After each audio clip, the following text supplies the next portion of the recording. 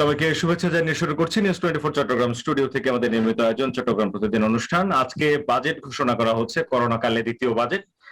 সবার নজর বাজেটের দিকে, আমরাও বাজেট নিয়ে আজকে আলোচনা করব। আজকে আলোচনার আগে চট্টগ্রামের বেশ কিছু বিষয় আছে, সেগুলো একটু বলতে চাই। চট্টগ্রামে অনেকগুলো মেগা প্রজেক্টের কাজ চলছে, চলমান আছে কিছু প্রকল্প। সেইগুলোর ব্যাপারে অনেক আশা প্রত্যাশা আছে মানুষের, যে প্রকল্পগুলো বাস্তবায়ন হলে অনেক সমস্যার সমাধান হবে, যে দাবিগুলো, এবং অনেক সম্ভাবনার দ্বার উন্মোচিত হবে। সেই জায়গা থেকে আমরা যেটা দেখেছি, করোনা পরিস্থিতির কারণে অনেক ক্ষেত্রেই কোনো প্রকল্প থেকে কিছু টাকা করোনার জন্য যে খরচ, সেই খরচে নিয়ে যাওয়া হয়েছে। আরেকটি বিষয়, বন্দরের আধুনিকায়ন, এই নিয়ে অনেক কথা হয়েছে, অনেক পরিকল্পনা হয়েছে।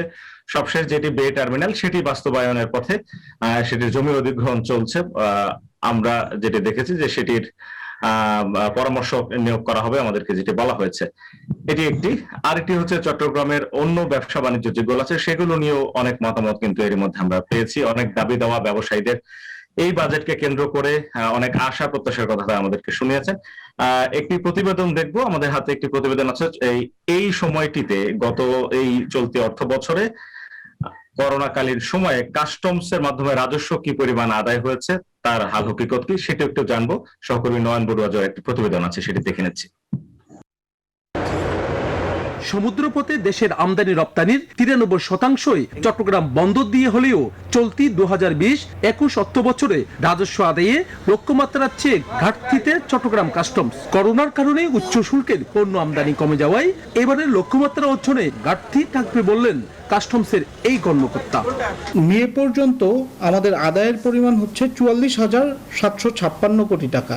এটাও আমাদের টার্গেটের অ্যাপ্রক্সিমেটলি 70%। আমরা আরও যেহেতু এক মাস সময় আছে এবং অর্থ বছরের শেষ দিকে আমাদের আদায়ের গতি অনেক বৃদ্ধি পায়। সিএনএফ অ্যাসোসিয়েশন বলছে, রাজস্ব আদায়ে সবচেয়ে বড় বাধা কাস্টমসের সার্ভার ত্রুটি। সার্ভার কাজ করে না, অনেক সময় সার্ভার স্লো হয়ে যায়। এই বিষয়ে আমরা জাতীয় রাজস্ব বোর্ডকে অনেকবার বলেছি, ওনারা বলছেন যে অতি সত্বর এটা সমস্যার সমাধান হবে। রাজস্ব আদায়ে ঘাটতি থাকার অন্যতম কারণ বৈশ্বিক করোনা পরিস্থিতি। কৃষি খাত বলেন, শিক্ষা খাত বলেন, স্বাস্থ্য খাত, শিল্প খাত, সেবা খাত, প্রত্যেকটি খাতে কিন্তু ক্ষতিগ্রস্ত। এক্সপোর্টে যারা আছেন ওনাদের এক্সপোর্টের ক্ষেত্রেও কিন্তু অনেক বাধা, অনেক ধরনের অর্ডার ক্যান্সেল হয়েছে, এক্সপোর্ট আগের মতো হচ্ছে না। তো সুতরাং সব দিক দিয়ে কিন্তু একটা নেতিবাচক একটা প্রভাব কিন্তু করোনার কারণে হয়েছে আমাদের মধ্যে। এই সময়ে সামগ্রিক রাজস্ব আদায়ে ঘাটতি থাকলেও গত বছরের তুলনায় এখন পর্যন্ত পজিটিভ গ্রোথ থাকাকে বড় সাফল্য বলছে কাস্টমস। নয়ন বড়ুয়া, নিউজ 24, চট্টগ্রাম। প্রতিবেদনটি দেখলাম। জাতীয় সংসদের অধিবেশনে, বাজেট অধিবেশনে অর্থমন্ত্রী বাজেট প্রেরণ শুরু করেছেন। আমরা সেইটিতে সরাসরি চলে যাচ্ছি আগে। মাননীয় স্পিকার, সার্বিক বিবেচনায় এবছর আমরা অর্থবছরের বাজেটটি 2021-2022 অর্থ বছরের বাজেটটি সংক্ষিপ্ত আকারে উপস্থাপন করছি। তবে পূর্ণাঙ্গ বাজেটটি বিস্তারিত তথ্যাদি সহ টেবিলে উপস্থাপিত হয়েছে। এটিকে মাননীয় স্পিকার ফরিত বলে গণ্য করার জন্য আমি বিনীতভাবে আপনাকে অনুরোধ করছি।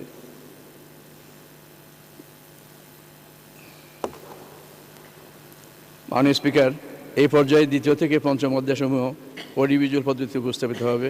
আপনাকে ধন্যবাদ মাননীয় স্পিকার।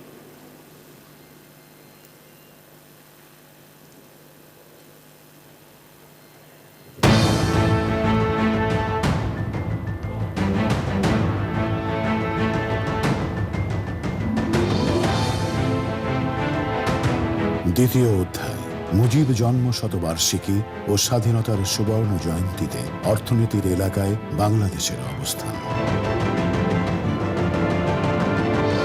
17 মার্চ 1920 খ্রিস্টাব্দ, সন্ধ্যা 8 ঘটিকা।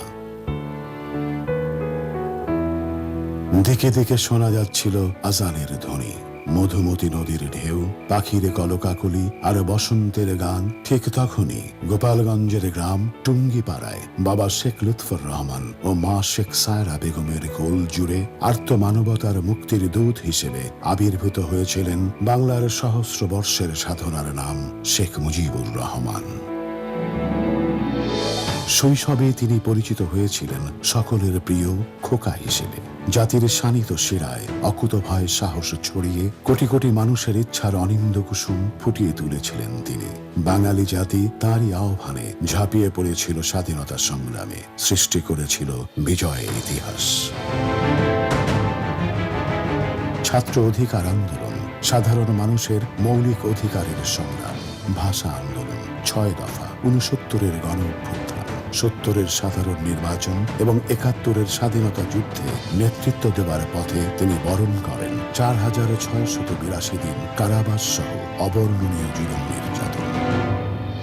25 মার্চ কাল রাত 1971 শুরু হয় পৃথিবীর ইতিহাসে জঘন্যতম হত্যাকাণ্ড ও ধ্বংসলীলা। 26 মার্চ 1971 প্রথম প্রহরে বঙ্গবন্ধু প্রদান করলেন স্বাধীনতার আনুষ্ঠানিক ঘোষণা। ভোর 1:30 তিনি গ্রেফতার হন। চোখের আড়ালে বঙ্গবন্ধু, বুকের ভেতর তার হুঙ্কার। এই নিয়ে বাঙালি শুরু করে মুক্তিযুদ্ধ। মরণপণ লড়াইয়ে একের পর এক মুক্ত হতে থাকে বাংলার মাটি। পরাজয় নিশ্চিত জেনে পাক হানাদার ও তাদের এদেশীয় দোসরেরা বাঙালি জাতিকে মেধাশূন্য করতে 14 ডিসেম্বর রচনা করে ইতিহাসের আরেক নৃশংস অধ্যায়। 16 ডিসেম্বর 1971 চারিদিক থেকে একের পর এক ভেসে আসতে থাকে বাঙালির বিজয় বার্তা। দুঃসময় ও হতাশার দেয়াল ভেঙে শোষিত বঞ্চিত বাঙালি জাতিকে তিনি উপহার দেন একটি ঠিকানা, লাল সবুজ পতাকা খচিত একটি স্বাধীন সার্বভৌম বাংলাদেশ, যার নামকরণ তিনি নিজেই করেছিলেন। জাতিকে এই দুর্লভ উপহার দানের মাধ্যমে বঙ্গবন্ধু শেখ মুজিব থেকে পরিণত হয়েছেন আমাদের জাতির পিতা বঙ্গবন্ধু শেখ মুজিবে। 17 মার্চ 2020 থেকে 16 ডিসেম্বর 2021 জাতি পালন করছে সাধিত সেই ধন্য পুরুষ জাতির পিতার জন্ম শতবর্ষ, মুজিব বর্ষ।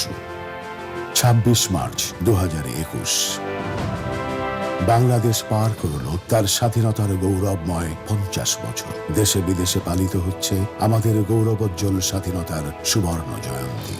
জাতির পিতা বঙ্গবন্ধু শেখ মুজিবুর রহমানের জন্ম শতবার্ষিকী ও স্বাধীনতার সুবর্ণ জয়ন্তী উপলক্ষে সারা দেশব্যাপী যে জাঁকজমকপূর্ণ অনুষ্ঠানের পরিকল্পনা ছিল, অপ্রত্যাশিত অভিঘাত কোভিড-19-এর কারণে তা বছরব্যাপী সীমিত পরিসরে পালন করা হয়। জাতীয় পর্যায়ে মুজিব চিরন্তন মূল থিম নিয়ে 17 মার্চ 2021 থেকে 26 মার্চ 2021 পর্যন্ত স্বাস্থ্যবিধি মেনে সীমিত পরিসরে 10 দিন ব্যাপী অনুষ্ঠানের আয়োজন করা হয়। এই উদযাপন শুধু আনুষ্ঠানিকতা সর্বস্ব নয়, এই উদযাপনের লক্ষ্য জাতির জীবনে নতুন জীবনী শক্তি সঞ্চারিত করা। জাতির পিতা বঙ্গবন্ধু শেখ মুজিবুর রহমান ও তার রক্তের উত্তরাধিকার মাননীয় প্রধানমন্ত্রী শেখ হাসিনার হাত ধরে বাংলাদেশ তলাবিহীন ঝুড়ি হতে উন্নয়নের রোল মডেলে পরিণত হয়েছে। দীর্ঘ 9 মাসের নজিরবিহীন রক্তক্ষয়ী যুদ্ধের মাধ্যমে অর্জিত স্বাধীন বাংলাদেশে ছিল না কোনো অবকাঠামো ও সম্পদ। পুরো বাংলাদেশ ছিল একটি ধ্বংসস্তূপ, চারদিকে ছিল শুধু হাহাকার।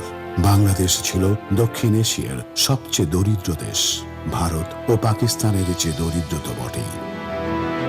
10 জানুয়ারি 1972 পাকিস্তানের কারাগার থেকে মুক্ত হয়ে দেশে প্রত্যাবর্তন করেন জাতির পিতা বঙ্গবন্ধু শেখ মুজিবুর রহমান। শূন্য থেকে শুরু করেন দেশে বিনির্মাণের কঠিনতম কাজ। দেশের ভবিষ্যৎ নিয়ে শঙ্কা প্রকাশ করেছেন অনেকে, কিন্তু বঙ্গবন্ধু দৃঢ় কণ্ঠে সকলকে জানিয়ে দেন, বাংলাদেশ এসেছে, বাংলাদেশ থাকবে। অসীম সাহসী বঙ্গবন্ধু আর বাঙালি জাতিকে কেউ দাবায় রাখতে পারেনি। স্বাধীন সার্বভৌম বাংলাদেশের সড়ক ও রেলপথ বিচ্ছিন্ন, নৌ ও সমুদ্র বন্দর বিধ্বস্ত, স্কুল কলেজগুলো পরিত্যক্ত সেনা ছাউনি, গুদামে খাদ্য নেই, মাঠে ফসল নেই, কেন্দ্রীয় ব্যাংক রিজার্ভ শূন্য। প্রথমেই তিনি গুরুত্ব দেন একটি স্বাধীন দেশ হিসেবে বিশ্বের স্বীকৃতি আদায় এবং বিভিন্ন আন্তর্জাতিক সংস্থার সদস্যপদ লাভ করার দিকে।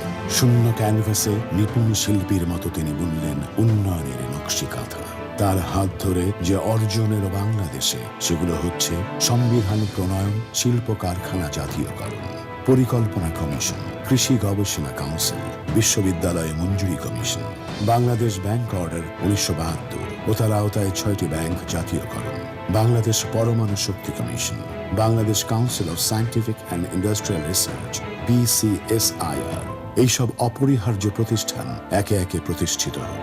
আজও এদেশে রাষ্ট্রীয় পর্যায়ে কোনো কাজ করতে গেলে আমরা দেখতে পাই, হয় প্রতিষ্ঠানটি জাতির পিতা নির্মাণ করে দিয়ে গেছেন, না হয় প্রতিষ্ঠানটি যে প্রাতিষ্ঠানিক প্রক্রিয়ায় নির্মাণ করা হয়েছে তার শুরুটা জাতির পিতা করে দিয়ে গেছেন। তিনি অসংখ্য নীতি, পরিকল্পনা ও আইনের উদ্যোক্তা, যার ভিত্তিভূমির উপর আজ দাঁড়িয়ে আছে দেশের উন্নয়ন ও অর্থনীতি।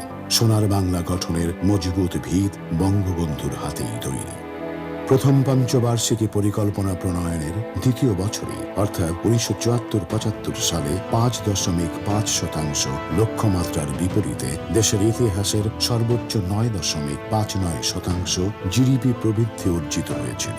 যদি আমরা 1975-এর 15 আগস্টের কালো রাতে বঙ্গবন্ধুকে না হারাতাম আর একই ধারায় প্রবৃদ্ধি অব্যাহত থাকত, তাহলে আমাদের জিডিপির আকার 35 বছরে 300 বিলিয়ন এবং স্বাধীনতার সুবর্ণ জয়ন্তীতে $1.2 ট্রিলিয়ন হতো। কিন্তু দুর্ভাগা জাতি আমরা। কিছু বিপদগামী স্বাধীনতার চেতনা বিরোধীর কারণে আমরা অকালে হারালাম আমাদের জাতির পিতাকে।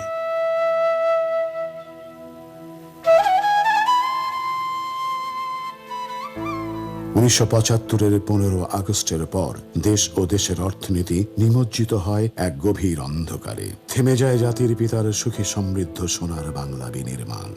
বঙ্গবন্ধুর অন্তর্মন প্রথিত স্বপ্নের সোনার বাংলা বিনির্মাণের কান্ডারি, তার রক্তের উত্তরাধিকার, বর্তমান প্রজন্মের কিংবদন্তি ও আধুনিক বাংলাদেশের রূপকার মাননীয় প্রধানমন্ত্রী জননেত্রী শেখ হাসিনা। সাধারণ মানুষের অর্থনৈতিক মুক্তি এবং তাদের জীবনমানের উন্নয়ন সহ সকল মৌলিক অধিকার প্রতিষ্ঠা করতে 1981 সালের 17 মে 6 বছরের নির্বাসন ভেঙে সকল বাধা বিপত্তি অতিক্রম করে মৃত্যুর ঝুঁকি মাথায় নিয়ে আলোকবর্তিকা হাতে তিনি বঙ্গবন্ধুর স্বপ্নের সোনার বাংলা বিনির্মাণের প্রত্যয় দেশে ফেরেন। শুরু করেন গণতন্ত্র ও মানবাধিকার পুনরুদ্ধারের কাজ। দীর্ঘ 15 বছরের সংগ্রাম, জুলুম নির্যাতন সহ্য করার পর দেশের মানুষের ম্যান্ডেট নিয়ে সরকার গঠন করে দেশের মানুষের ভাগ্য পরিবর্তনের কাজে মনোনিবেশ করেন 1996 সালে। উন্মুক্ত করেন সম্ভাবনার এক নতুন দিগন্ত। 1996 থেকে 2001 সময়ে গড় জিডিপি প্রবৃদ্ধি হয় 5.5%। গড় মুদ্রাস্ফীতি ছিল 4.4%। কিন্তু 2001 সালে উন্নয়নের রথ আবার বাধাগ্রস্ত হয়। দীর্ঘ 8 বছরের স্থবিরতার পর 2009 সালে মাননীয় প্রধানমন্ত্রী শেখ হাসিনার নেতৃত্বে সরকার গঠিত হওয়ার পর বাংলাদেশের মানুষের ভাগ্যের চাকা আবার ঘুরতে শুরু করে। তাদেরকে আর পেছনে ফিরে তাকাতে হয়নি। শুরু হয় শুধু সামনে এগিয়ে যাওয়ার পালা। 2014 ও 2018 সালের সংসদ নির্বাচন এদেশের মানুষ নিরঙ্কুশভাবে বাংলাদেশ আওয়ামী লীগকে বিজয়ী করে নিরবচ্ছিন্নভাবে দেশের উন্নয়নের সুযোগ করে দেয়। মাননীয় প্রধানমন্ত্রী শেখ হাসিনার বলিষ্ঠ নেতৃত্বে একের পর এক রচিত হয় সাফল্য আর উন্নয়নের মহাকাব্য, যা রূপকথার গল্প গাথাকেও হার মানায়। গত 12 বছরে জিডিপির গড় প্রবৃদ্ধি ছিল 6.6%, যা 2015, 2016, 2016, 2017, 2017-2018 অর্থ বছরে 7% উপরে ছিল এবং 2018-19 অর্থ বছরে 8% অতিক্রম করে। মুদ্রাস্ফীতি ছিল সহনীয় পর্যায়ে। 2005-06 অর্থ বছরে আমাদের মাথাপিছু আয় ছিল $543, বর্তমানে যা $2227 উন্নীত হয়েছে। দারিদ্র্যের হার 41.5% হতে কমে দাঁড়িয়েছে 20.5%। জিডিপির আকার 4,82,337 কোটি থেকে 30,87,000 কোটি টাকা হয়েছে। বৈদেশিক মুদ্রার রিজার্ভের পরিমাণ $44 বিলিয়ন অতিক্রম করেছে। বাজেটের আকার 2005-06 অর্থ বছরের তুলনায় 10 গুণের মতো বৃদ্ধি পেয়েছে। সামাজিক নিরাপত্তা খাতের বরাদ্দ 1 লক্ষ কোটি টাকা ছাড়িয়েছে। বিদ্যুৎ উৎপাদন সক্ষমতা 4,900 মেগাওয়াট থেকে 25,227 মেগাওয়াটে বৃদ্ধি পেয়েছে। বিগত 12 বছর ধরে যে গতিতে অর্থনৈতিক উন্নতি সাধিত হয়েছে তাতে দেশে উন্নয়নের একটি ধারাবাহিকতার সৃষ্টি হয়েছিল, কিন্তু বৈশ্বিক মহামারী কোভিড-19 অর্থনৈতিক অগ্রযাত্রাকে সাময়িক বাধাগ্রস্ত করেছে। তবে মাননীয় প্রধানমন্ত্রীর সুদৃঢ় ও বলিষ্ঠ নেতৃত্বে জীবন ও জীবিকার প্রাধান্য দিয়ে সরকার দেশের উন্নয়ন অব্যাহত রাখার চেষ্টা চালিয়ে যাচ্ছে। এক সময়ে বিশ্বের দরিদ্রতম 10টি দেশের অন্যতম বাংলাদেশ আজ বিশ্বের 41তম বৃহৎ অর্থনীতির দেশ। ব্রিটেনের অর্থনৈতিক গবেষণা সংস্থা centre for economic and business research CEBR এর মতে অর্থনৈতিক বিকাশ অব্যাহত থাকলে 2035 সাল নাগাদ বিশ্বের 25তম বৃহৎ অর্থনীতির দেশে পরিণত হবে বাংলাদেশ। বাংলাদেশ আজ বিশ্বের কাছে এক বিস্ময়ের বিস্ময়। মুজিব জন্ম শতবার্ষিকী ও স্বাধীনতার সুবর্ণ জয়ন্তীর জাতীয় অনুষ্ঠানে বাংলাদেশের অগ্রযাত্রার উচ্ছ্বসিত প্রশংসা করেছেন বিশ্ব নেতারা। অনুষ্ঠানে ভারতের প্রধানমন্ত্রী নরেন্দ্র মোদী, মালদ্বীপের প্রেসিডেন্ট ইব্রাহিম মোহাম্মদ সোলি, শ্রীলঙ্কার প্রধানমন্ত্রী মাহিন্দা রাজাপাকসে, নেপালের প্রেসিডেন্ট বিদ্যা দেবী ভান্ডারী এবং ভুটানের প্রধানমন্ত্রী লোটে শেরিং সহ উপস্থিত ছিলেন বিভিন্ন দেশের সরকার ও রাষ্ট্রপ্রধানরা এবং দেশ বিদেশের অতিথিরা।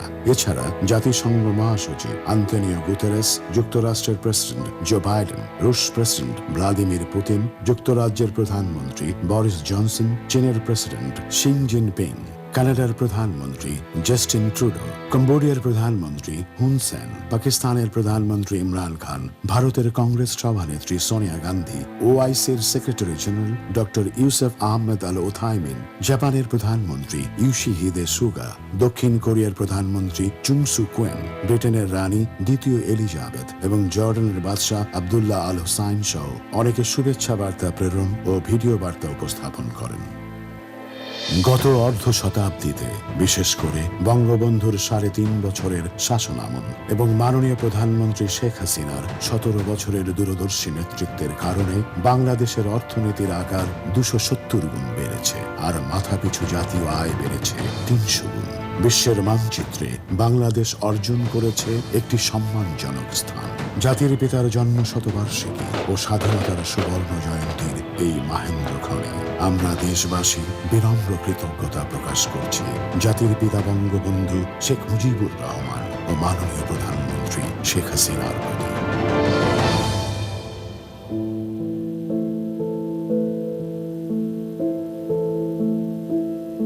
তৃতীয় অধ্যায়, উন্নয়নশীল দেশে উত্তরণ এবং ভবিষ্যৎ পথ পরিক্রমা। বাংলাদেশের স্বল্পোন্নত দেশে তালিকাভুক্তি। 1971 সালে বঙ্গবন্ধুর নেতৃত্বে বাংলাদেশ স্বাধীনতা লাভ করলেও পাকিস্তানের 24 বছরের ঔপনিবেশিক শাসন শোষণের জাতাকলে বাংলাদেশের অর্থনৈতিক পরিস্থিতি ছিল অত্যন্ত নাজুক। পাকিস্তান উন্নয়নশীল দেশ হলেও আমাদের বাংলাদেশ রয়ে যায় শ্রেণীকরণের বাইরে। দেশের অর্থনৈতিক উন্নয়নে বিশ্বসভার সকল সুযোগ সুবিধা ও সহযোগিতা লাভের জন্য জাতির পিতার হাত ধরে 1975 সালে স্বল্পোন্নত দেশ হিসেবে বাংলাদেশ তালিকাভুক্ত হয়। বাংলাদেশের উন্নয়নশীল দেশে উত্তরণের যোগ্যতা অর্জন। জাতিসংঘের কমিটি ফর ডেভেলপমেন্ট CDP প্রতি 3 বছর অন্তর স্বল্পোন্নত দেশগুলোর 3টি সূচক যথা ক মাথাপিছু আয়, খ মানব সম্পদের সূচক এবং গ অর্থনৈতিক ও পরিবেশগত ভঙ্গুরতা সূচকের ভিত্তিতে স্বল্পোন্নত দেশ হতে উত্তরণের পর্যালোচনা করে। কোন দেশ পরপর 2টি ত্রিবার্ষিক পর্যালোচনায় 3টি সূচকের যে কোনো 2টিতে উত্তীর্ণ হলে অথবা জাতীয় মাথাপিছু আয় নির্ধারিত মানের দ্বিগুণ অর্জন করতে পারলে তাকে জাতিসংঘ স্বল্পোন্নত দেশ হতে উত্তরণের যোগ্য হিসেবে ঘোষণা করে।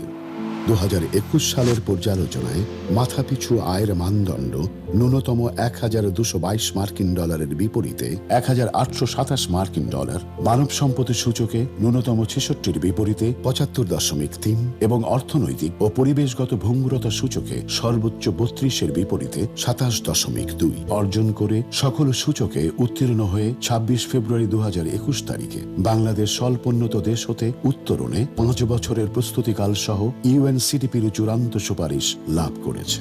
2026 সালে বাংলাদেশ স্বল্পোন্নত দেশের তালিকা হতে বের হয়ে সগৌরবে ভারত, চীন, মালয়েশিয়া সহ অন্যান্য উন্নয়নশীল দেশের কাতারে সামিল হবে। উন্নয়নশীল দেশ হিসেবে বাংলাদেশের জন্য নতুন দুয়ার উন্মোচন। বাংলাদেশের স্বল্পোন্নত দেশ বা LDC হতে উত্তরণের ফলে সরকার ও জনগণের আত্মবিশ্বাস ও আত্মমর্যাদাবোধের বিকাশ ঘটবে। বহির্বিশ্বে বাংলাদেশের ভাবমূর্তি উজ্জ্বল হবে, যা বৈদেশিক প্রত্যক্ষ বিনিয়োগ FDI আনতে ও আন্তর্জাতিক বাণিজ্যের প্রসারে সহায়ক ভূমিকা রাখবে। দেশের ক্রেডিট রেটিং, উৎপাদনশীলতা ও বৈদেশিক বাণিজ্যে প্রতিযোগিতা সক্ষমতা বৃদ্ধি পাবে। বৈদেশিক বিনিয়োগ বৃদ্ধির ফলে দেশে অবকাঠামোর ব্যাপক উন্নয়ন ঘটবে, কর্মসংস্থান তৈরি হবে। রপ্তানি বহুমুখীকরণের এক ধরনের বাধ্যবাধকতা তৈরি হবে, ফলে নতুন রপ্তানি পণ্য ও বাজারের সৃষ্টি হবে। পণ্য সরবরাহ চেইন সুসংহত হবে। দক্ষ জনশক্তির ব্যাপক চাহিদা বৃদ্ধির ফলে চতুর্থ শিল্প বিপ্লব উপযোগী শ্রমশক্তি তৈরির সুযোগ সৃষ্টি হবে। উন্নয়নশীল দেশে উত্তরণ পরবর্তী চ্যালেঞ্জ। স্বল্পোন্নত দেশ হতে উত্তরণের পর ব্যবসা বাণিজ্যের ক্ষেত্রে শুল্কমুক্ত ও কোটামুক্ত বাজার সুবিধা, ডব্লিউটিওর বাণিজ্য সংশ্লিষ্ট মেধাস্বত্ব TRIPS চুক্তির আওতায় ঔষধ শিল্পে পেটেন্ট প্রোটেকশন প্রদান থেকে অব্যাহতির সুবিধা এবং রপ্তানি পণ্যে শিল্পে ভর্তুকি প্রদানের সুবিধা হ্রাস পাবে। সহজ শর্তের বৈদেশিক ঋণ বা অনুদান সহায়তা হ্রাস পাবে। স্বল্পোন্নত দেশ থেকে উত্তরণ পরবর্তী পরিস্থিতি মোকাবেলায় গৃহীত কৌশল। UNCDP-র সুপারিশ অনুযায়ী 2026 সাল পর্যন্ত বাংলাদেশ স্বল্পোন্নত দেশের জন্য প্রযোজ্য সকল সুবিধা ভোগ করতে পারবে। তবে ইউরোপিয়ান ইউনিয়নের বাজারে বাংলাদেশ উত্তরণের পর আরও 3 বছর অর্থাৎ 2029 সাল পর্যন্ত শুল্কমুক্ত ও কোটামুক্ত বাজার সুবিধা ভোগ করতে পারবে। বিশ্ব বাণিজ্য সংস্থা WTO এর LDC গ্রুপ স্বল্পোন্নত দেশ সংক্রান্ত সকল বাণিজ্য সুবিধা যাতে উত্তরণের পর আরও 12 বছর পর্যন্ত বহাল থাকে সে সম্পর্কে একটি প্রস্তাবনা পেশ করেছে। বাংলাদেশ এ প্রক্রিয়ায় সক্রিয়ভাবে অংশগ্রহণ করেছে। উত্তরণের পর ইউ দেশগুলোতে GSP সুবিধা নেয়ার জন্য সরকার ইতোমধ্যে কার্যক্রম গ্রহণ করেছে। ইতোমধ্যে ভুটানের সাথে অগ্রাধিকার বাণিজ্য চুক্তি সম্পাদন এবং আরও 11টি দেশের সাথে অনুরূপ চুক্তি স্বাক্ষরের বিষয়ে উদ্যোগ গ্রহণ করা হয়েছে।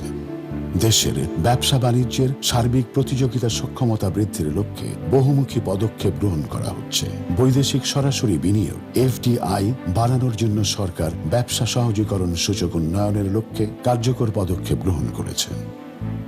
সরকার ইতোমধ্যে 100টি বিশেষ অর্থনৈতিক অঞ্চল, প্রযুক্তির উৎকর্ষ সাধনের জন্য হাইটেক পার্ক স্থাপন এবং পদ্মা সেতু সহ বিভিন্ন মেগা প্রকল্প বাস্তবায়নে কার্যক্রম গ্রহণ করেছে, যা নতুন কর্মসংস্থান সৃষ্টি ও জাতীয় আয় বৃদ্ধিতে সহায়ক হবে। উত্তরণের পরেও যাতে কিছু কিছু গুরুত্বপূর্ণ আন্তর্জাতিক সুযোগ সুবিধা অব্যাহত রাখা যায় সে বিষয়ে উন্নয়ন সহযোগী বাণিজ্যিক অংশীদার ও সংশ্লিষ্ট আন্তর্জাতিক সংস্থাসমূহের সাথে আলাপ আলোচনা অব্যাহত রাখা হবে। চ্যালেঞ্জ মোকাবেলায় কি করা যেতে পারে সে সম্পর্কে খাতভিত্তিক গবেষণা কার্যক্রম পরিচালনার কাজ শুরু করা হয়েছে। সর্বোপরি উত্তরণ পরবর্তী সময়ের প্রয়োজনীয় প্রস্তুতি গ্রহণের জন্য আসন্ন প্রস্তুতিকালে সরকার সকল অংশীজন, বেসরকারি খাত, উন্নয়ন ও বাণিজ্য সহযোগী সুশীল সমাজের সাথে নিবিড়ভাবে আলাপ আলোচনার মাধ্যমে একটি উত্তরণ কৌশল তৈরির কাজ হাতে নিয়েছে। বাংলাদেশ স্বল্পোন্নত দেশের তকমা ঝেড়ে ফেলে উন্নয়নশীল দেশে পরিণত হওয়া সম্ভবপর হয়েছে। বিগত এক যুগে জাতির পিতার রক্তের উত্তরাধিকার মাননীয় প্রধানমন্ত্রী শেখ হাসিনার নেতৃত্বে পরিচালিত সরকারের সফল কর্মকাণ্ডের কারণে। স্বাধীনতার সুবর্ণ জয়ন্তী ও জাতির পিতার জন্মশতবার্ষিকীতে এটি জাতির সবচেয়ে বড় অর্জন ও আন্তর্জাতিক স্বীকৃতি।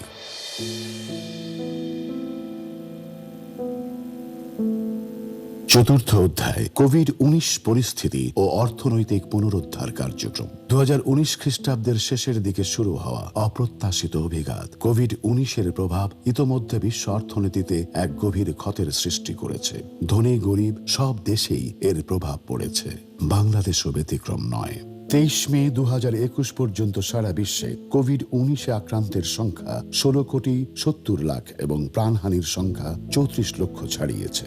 বাংলাদেশে আক্রান্তের সংখ্যা 7,80,000 এবং প্রাণহানির সংখ্যা 12,000 ছাড়িয়েছে। জাতিসংঘের হিসাব অনুযায়ী করোনাজনিত অর্থনৈতিক মন্দা কাটিয়ে উঠতে 2020 সালে সারা বিশ্বে মোট 12.7 ট্রিলিয়ন মার্কিন ডলারের স্টিমুলাস প্যাকেজ ঘোষণা করা হয়েছে। করোনা ভাইরাসের প্রাদুর্ভাবে গোটা বিশ্ব যখন বিপর্যস্ত, ঠিক সেই মুহূর্তে মাননীয় প্রধানমন্ত্রী শেখ হাসিনা তার বিচক্ষণ দূরদৃষ্টিতে এই সংকটময় পরিস্থিতির ভয়াবহতা অনুধাবন করে এই মহামারীর সম্ভাব্য অর্থনৈতিক সংকট মোকাবেলায় 4টি প্রধান কৌশল অবলম্বন প্রাধান্য দেয়া এবং বিলাসী ব্যয় নিরুৎসাহিত করা। ব্যাংক ব্যবস্থার মাধ্যমে স্বল্প সুদে কতিপয় ঋণ সুবিধা প্রবর্তন করা, যাতে অর্থনৈতিক কর্মকাণ্ড পুনরুজ্জীবিত হয় এবং দেশে বিদেশে উদ্যোক্তাদের প্রতিযোগিতার সক্ষমতা বৃদ্ধি পায়। হতদরিদ্র, কর্মহীন হয়ে পড়া নিম্ন আয়ের জনগোষ্ঠী এবং অপ্রাতিষ্ঠানিক কর্মকাণ্ডে নিয়োজিত জনগণকে সুরক্ষা দিতে সরকারের সামাজিক সুরক্ষা কার্যক্রমের আওতা বৃদ্ধি করা এবং বাজারে মুদ্রা সরবরাহ বৃদ্ধি করা। কৌশলগুলো বাস্তবায়নের জন্য মাননীয় প্রধানমন্ত্রী দেশের সকল স্তরের মানুষের জন্য এ যাবৎ 1,28,441 কোটি টাকার 23টি প্রণোদনা প্যাকেজ চালুর ব্যবস্থা করেছেন, যা জিডিপির প্রায় 4.2%। প্রণোদনা প্যাকেজগুলোর বাস্তবায়নের সংক্ষিপ্ত চিত্র। কোভিড-19 মোকাবেলার জন্য ঘোষিত প্রণোদনা প্যাকেজ সমূহের এপ্রিল 2021 পর্যন্ত সার্বিক বাস্তবায়নের অগ্রগতি 68.2%। তৈরি পোশাক সহ রপ্তানিমুখী খাতের প্রায় 50 লক্ষ শ্রমিকের কর্মসংস্থান টিকিয়ে রাখতে শ্রমিকদের বেতন ভাতা বাবদ 5,000 কোটি টাকার তহবিল সম্পূর্ণ ব্যবহার করা হয়েছে। ক্ষতিগ্রস্ত শিল্প ও সার্ভিস সেক্টরের প্রতিষ্ঠানগুলোকে ব্যবসায় টিকিয়ে রাখতে স্বল্প সুদে 60,000 কোটি টাকা ওয়ার্কিং ক্যাপিটাল ঋণ সুবিধার আওতায় এপ্রিল 2021 পর্যন্ত মোট 47,189 কোটি টাকার ঋণ বিতরণ করা হয়েছে। বাংলাদেশ ব্যাংক কর্তৃক এক্সপোর্ট ডেভেলপমেন্ট ফান্ডের আকার $3.5 বিলিয়ন হতে $5.5 বিলিয়ন উন্নীত করা হয়েছে এবং এপ্রিল 2021 পর্যন্ত মোট 15,822 কোটি টাকা ঋণ বিতরণ করা হয়েছে। করোনা রোগীদের সেবা প্রদানের কাজে নিয়োজিত ডাক্তার, নার্স ও স্বাস্থ্যকর্মীদের সকলকে 2 মাসের বেতনের সমপরিমাণ বিশেষ সম্মানী দেওয়ার আওতায় গত এপ্রিল 2021 পর্যন্ত মোট 8,173 জন স্বাস্থ্যকর্মীকে 49 কোটি টাকা সম্মানী প্রদান করা হয়েছে। রোগীদের সেবা প্রদানে সরাসরি নিয়োজিত ডাক্তার, নার্স ও স্বাস্থ্যকর্মী সহ এ সংক্রান্ত সরকার ঘোষিত নির্দেশনা বাস্তবায়নে দায়িত্ব পালনকালে ভাইরাসে আক্রান্ত হয়ে মৃত্যুবরণ করা মাঠ প্রশাসন, আইন শৃঙ্খলা রক্ষাকারী বাহিনী, সশস্ত্র বাহিনী এবং প্রত্যক্ষভাবে নিয়োজিত প্রজাতন্ত্রের অন্যান্য কর্মচারীদের পরিবারকে মোট 7 কোটি টাকা ক্ষতিপূরণ প্রদান করা হয়েছে।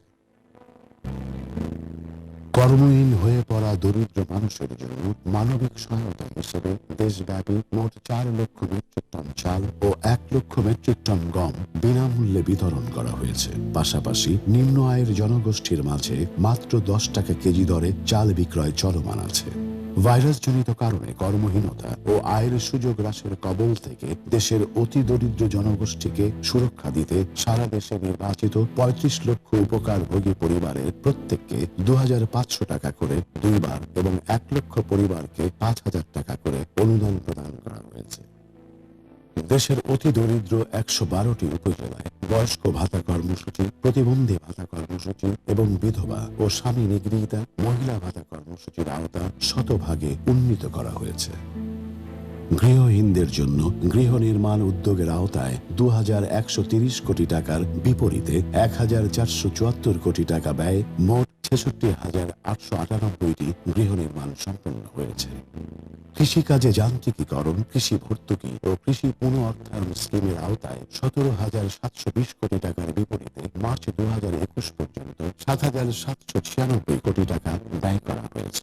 এছাড়া বাণিজ্যিক ব্যাংকের বিতরণকৃত ঋণের স্থগিতকৃত সুদের ভর্তুকি, নিম্ন আয়ের পেশাজীবী কৃষক, ক্ষুদ্র ব্যবসায়ীদের জন্য পুনঃ অর্থায়ন স্কিম, বিদেশ ফেরত প্রবাসীদের জন্য কর্মসৃজন, ক্ষুদ্র ঋণ ও প্রান্তিক জনগোষ্ঠীর জীবনমান উন্নয়ন কর্মসূচি, রপ্তানিমুখী তৈরি পোশাক, চামড়াজাত পণ্য ও পাদুকা শিল্পের দুস্থ শ্রমিকদের জন্য ইউরোপীয় ইউনিয়নের অর্থায়নে 1,500 কোটি টাকার একটি স্থায়ী সামাজিক সুরক্ষা কার্যক্রম সহ 23টি প্রণোদনা প্যাকেজ বাস্তবায়ন পুরোদমে এগিয়ে চলছে।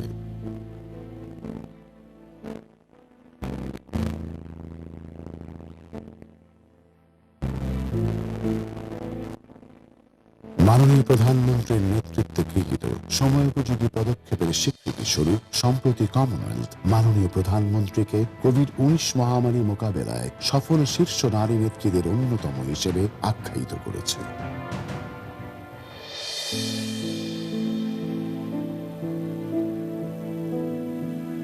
পঞ্চম অধ্যায়, প্রেক্ষিত ও প্রেক্ষাপট, বিশ্ব অর্থনীতি ও বাংলাদেশের অবস্থান। 2021-2022 অর্থ বছরের জাতীয় বাজেটটি প্রণয়ন করা হচ্ছে কোভিড-19 মহামারীর কারণে বিশ্বব্যাপী চলমান এক ক্রান্তিকালে। বিশ্বের বিভিন্ন অঞ্চলে ভাইরাসের দ্বিতীয় এবং কোথাও কোথাও চলছে তৃতীয় ঢেউ। বৈশ্বিক এই প্রাদুর্ভাবের ভরকেন্দ্র সাম্প্রতিক সময়ে এশিয়া মহাদেশ, বিশেষ করে দক্ষিণ এশিয়ার দিকে ছড়ে আসছে। বাংলাদেশও এর বাহিরে নয়। তবে আশার কথা, আইএমএফ ও বিশ্ব ব্যাংক উভয়ই বাংলাদেশের জন্য জিডিপি প্রবৃদ্ধির পূর্বাভাস বাড়িয়েছে। আইএমএফ 2022 সালে বৈশ্বিক জিডিপি প্রবৃদ্ধি 4.4% এবং বাংলাদেশের জন্য 7.5% জিডিপি প্রবৃদ্ধির পূর্বাভাস দিয়েছে। বিশ্ব ব্যাংকের মতে বাংলাদেশের জিডিপি প্রবৃদ্ধি 2021-2022 অর্থ বছরে 5.1% হবে। এশীয় উন্নয়ন ব্যাংক এডিবি এর মতে বাংলাদেশ 2021-2022 অর্থ বছরে 7.2% জিডিপি প্রবৃদ্ধি অর্জনে সক্ষম হবে। কোভিড-19 মহামারীর প্রকোপ অব্যাহত থাকা সত্ত্বেও মাননীয় প্রধানমন্ত্রী শেখ হাসিনার সুদক্ষ ও বিচক্ষণ নেতৃত্বের কারণে সামষ্টিক অর্থনৈতিক ব্যবস্থাপনার দক্ষতা ও উৎকর্ষ সাধন এবং প্রাজ্ঞ রাজস্ব নীতি ও সহায়ক মুদ্রানীতি অনুসরণের মাধ্যমে সরকার সামষ্টিক অর্থনৈতিক স্থিতিশীলতা বজায় রাখতে সক্ষম হয়েছে। গত অর্থ বছরে বাংলাদেশ 5.2% জিডিপি প্রবৃদ্ধি অর্জন করতে সক্ষম হয়েছে, যা ছিল এশিয়ার মধ্যে সবার উপরে। ওই সময় বাজেট ঘাটতিও ধারণযোগ্য পর্যায়ে ছিল, যা জিডিপির 5.4%। সরকারের ঋণ জিডিপি অনুপাত হয়েছে মাত্র 35.98%। চলতি অর্থ বছরের প্রথম 10 মাসে রাজস্ব আহরণে প্রবৃদ্ধি হয়েছে 12.87%। বর্তমান অর্থ বছরের বিগত 10 মাসে রপ্তানি খাতে 8.74% প্রবৃদ্ধি অর্জিত হয়েছে। আমদানির ক্ষেত্রে জুলাই থেকে মার্চের সময়ে প্রবৃদ্ধি হয়েছে 6.06%। প্রবাস আয়ের ক্ষেত্রে বিগত 11 মে 2021 পর্যন্ত 41% প্রবৃদ্ধি অর্জিত হয়েছে। বৈদেশিক মুদ্রার রিজার্ভ 44 বিলিয়ন মার্কিন ডলার অতিক্রম করেছে। চলতি হিসাব ভারসাম্যে জুলাই ফেব্রুয়ারির সময়ে 1.557 বিলিয়ন মার্কিন ডলার উদ্বৃত্ত রয়েছে। বেসরকারি খাতে ঋণ প্রবাহে মার্চ 2021-এ 8.79% প্রবৃদ্ধি অর্জিত হয়েছে। নিত্য প্রয়োজনীয় পণ্য সহ সামগ্রিক মূল্য পরিস্থিতি নিয়ন্ত্রণে রয়েছে। মার্চ 2021-এ পয়েন্ট টু পয়েন্ট মূল্যস্ফীতি ছিল 5.47%। সামষ্টিক অর্থনীতিতে সরকারের এ সাফল্য উন্নয়ন সহযোগী সহ বিভিন্ন আন্তর্জাতিক মহলেও সমাদৃত হয়েছে। আইএমএফ এর প্রতিবেদন অনুযায়ী 2020 সালে সবচেয়ে বেশি জিডিপি প্রবৃদ্ধি অর্জন করা শীর্ষ 3 দেশের মধ্যে বাংলাদেশ অন্যতম। বিশ্ব ব্যাংকের মতে Bangladesh economy shows early signs of recovery amid uncertainties. The Wall Street Journal 3 March 2021 তারিখে শিরোনাম করেছে, Bangladesh is becoming South Asia's economic bull case. The Indian Express লিখেছে, Bangladesh from a basket case to a robust economy. The New York Times এর 10 March 2021 শিরোনাম, What can Biden's plan do for poverty? Look to Bangladesh. সাম্প্রতিক সময়ে বাংলাদেশের অর্থনীতির এই ইতিবাচক চিত্র হতে সহজেই প্রতীয়মান হয় যে মাননীয় প্রধানমন্ত্রীর ঘোষিত সময়োপযোগী ও কার্যকর অর্থনৈতিক পুনরুদ্ধার কার্যক্রম বাস্তবায়নের মাধ্যমে সরকার কর্মসৃজন ও কর্মসুরক্ষা, অভ্যন্তরীণ চাহিদা সৃষ্টি এবং অর্থনৈতিক কর্মকাণ্ড সচল রাখা, কোভিড-19 প্রতিষেধক টিকা প্রদান কার্যক্রমের মাধ্যমে করোনা মহামারীর চলমান দ্বিতীয় ঢেউয়ের অর্থনৈতিক প্রভাবও সফলভাবে কাটিয়ে ওঠা সম্ভব হয়।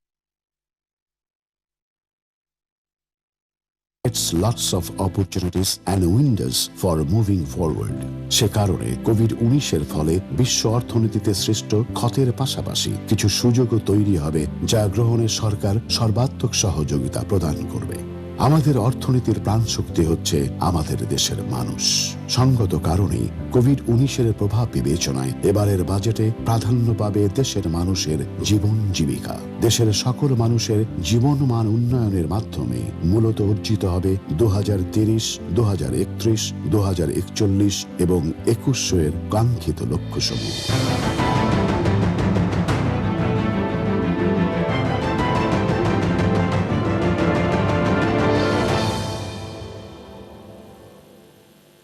মাননীয় স্পিকার, আমি এই পর্যায়ে চলতি 2020-21 অর্থ বছরের সম্পূরক বাজেট কাঠামোর উপর আলোকপাত করতে চাই।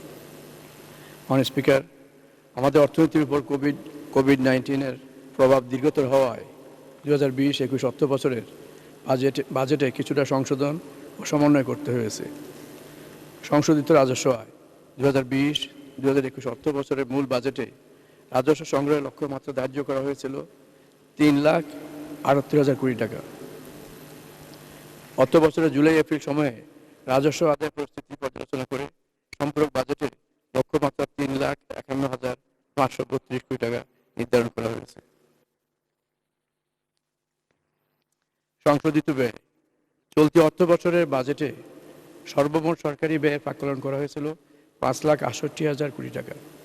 সংশোধিত বাজেটে এই ব্যয় 5,38,983 কোটি টাকা নির্ধারণ করা হয়েছে। সংশোধিত বাজেট ঘাটতি ও অর্থায়ন চলতি অর্থ বছরের বাজেটে ঘাটতি প্রাক্কলন করা হয়েছিল 1,90,000 কোটি টাকা। সংশোধিত বাজেটে ঘাটতি প্রস্তাব করা হয়েছে 1,87,451 কোটি টাকা, যা জিডিপির 6.1%। এই ঘাটতি অভ্যন্তরীণ ও বৈদেশিক উৎস হতে অর্থায়ন করা হবে।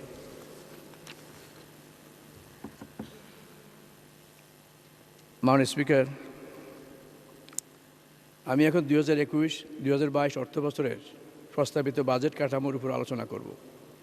মাননীয় স্পিকার, কোভিড-19 এর উপর্যুপরি অভিঘাত, অর্থনীতির উপর এর দীর্ঘতর প্রভাব, স্বাস্থ্য খাতে অপ্রত্যাশিত প্রয়োজন মেটানো, অর্থনৈতিক কর্মকাণ্ড স্বাভাবিক রাখা, সফলভাবে কোভিড-19 প্রতিষেধক টিকাদান ও সর্বোপরি প্রান্তিক জনগোষ্ঠীর জীবন জীবিকার বিষয়টি বিবেচনায় নিয়ে মূলত 2021-22 অর্থ বছরের বাজেট প্রস্তুত করা হয়েছে।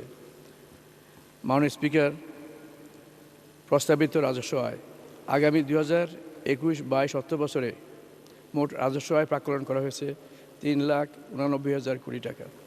এর মাঝে জাতীয় রাজস্ব বোর্ড উৎস হতে 3,30,000 কোটি টাকা এবং অন্যান্য উৎস হতে 59,000 কোটি টাকা সংগ্রহ করা হবে।